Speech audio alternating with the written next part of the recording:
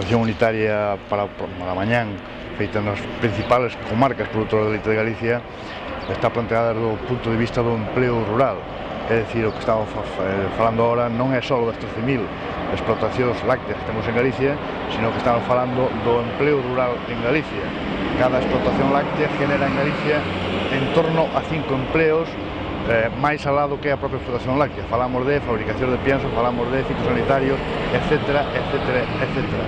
E non só nin siquiera eso, sino o comercio do rural, a ocupación do territorio, o medio ambiente, etcétera. Por tanto, esperamos que sea masiva.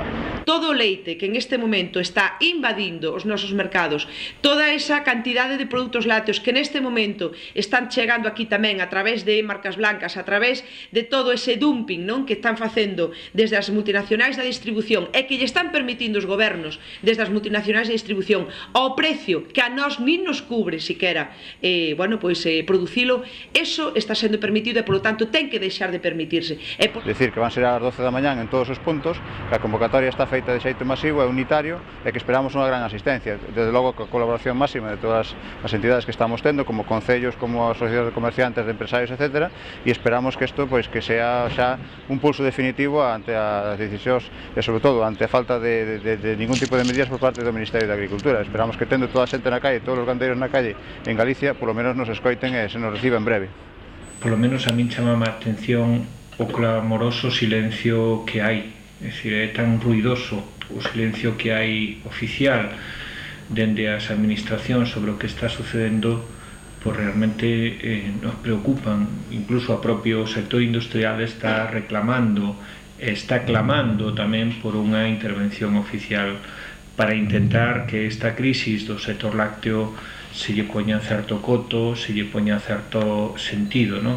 E se adopten de inmediato unhas medidas de choque que nos resultan hoxe por hoxe imprescindibles para paralizar este declive económico dun sector que é absolutamente estratégico no noso medio rural. Se as axudas directas ás explotacións pois é moito, ou a lei de mínimes non lo suprime ou non, se os créditos é necesario ampliálos 10 anos ou 8, é dicir, eu espero que nesa reunión discutamos dese tema, porque se a solución é tractoradas indefinidas, pois estaremos condenándonos a que fracasamos no que é o noso interés, que é solucionar o problema. Creo que o que se demostrou é que o que vimos dicindo fai tempo non tuvo máis estallido social porque non se visualiza os gandeiros apuntándose nas oficinas do INEM.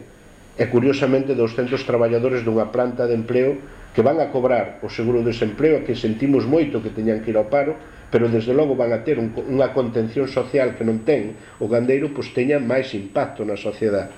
Si temos que presentar miles e miles de expedientes de lei concursal por suspensión de pagos para que realmente se den por enterados, empecemos por iniciar a suspensión de pagos da Seguridade Social, pois teremos que facelo, pero que nadie olvide que non é ese o objetivo. Nós queremos manter a viabilidade das explotacións.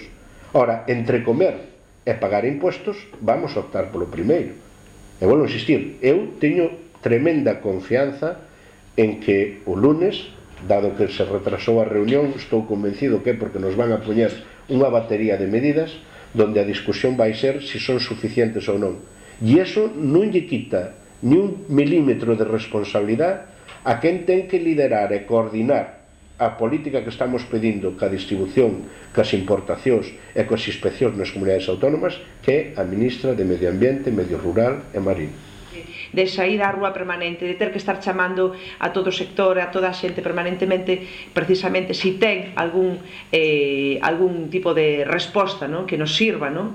E que nos sirva ademais eso, con unha certa garantía no tempo, non?